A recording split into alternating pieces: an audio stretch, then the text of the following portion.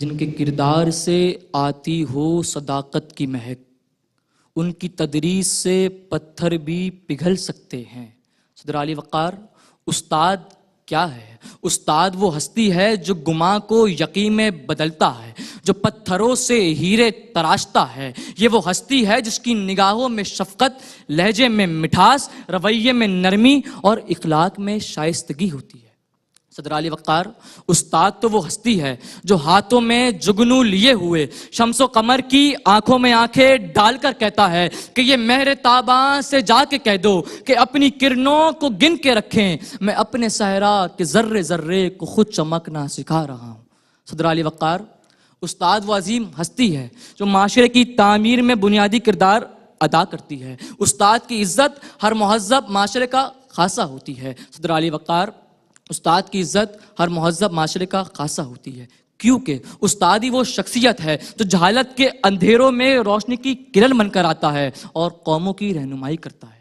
اللہ تعالیٰ نے قرآن کریم میں بھی علم والوں کے مرتبے کو بلند فرمایا۔ خود نبی کریم صلی اللہ علیہ وآلہ وسلم کی زبان مبارک سے ارشاد ہوا، انما بعثت معلما، بے شک میں معلم بنا کر بھیجا گیا۔ جناب والا یہ حدیث پاک اس بات کا واضح ثبوت ہے کہ تعلیم و تربیت کا پیشہ سب سے معزز اور سب سے مقدس ہے۔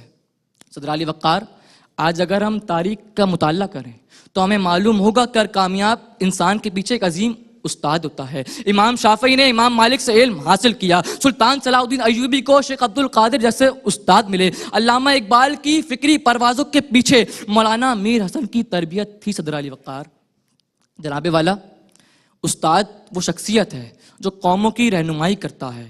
بلا شبہ استاد ہی وہ شخصیت ہے جو ہر کامیاب انسان کے پیچھے کھڑا ہو کر اسے کامیاب ہونے میں اس کا ساتھ دیتا ہے۔ صدر علی وقار، اسلامی تاریخ ہمیں یہ درس دیتی ہے کہ اگر ہم کامیاب ہونا چاہتے ہیں تو اپنے استاد کی عزت کریں، لیکن افسوس صد افسوس، بدقسمتی سے آج کے معاشرے میں استاد کی عزت کم ہوتی جا رہی ہے۔ جدید دور میں طالب علموں میں استاد کی نافرمانی، بے قدری اور بدتمیزی بڑھ رہی ہے۔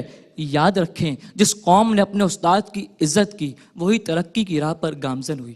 وہ کسی نے کیا خوب کہا ہے کہ چراغ علم جلائے جو ہر اندھیرے میں، چراغ علم جلائے جو ہر اندھیرے میں، برہان نماں ہے حقیقت میں اس زمانے میں۔ والسلام علیکم ورحمۃ اللہ۔ وعلیکم السلام ورحمۃ اللہ۔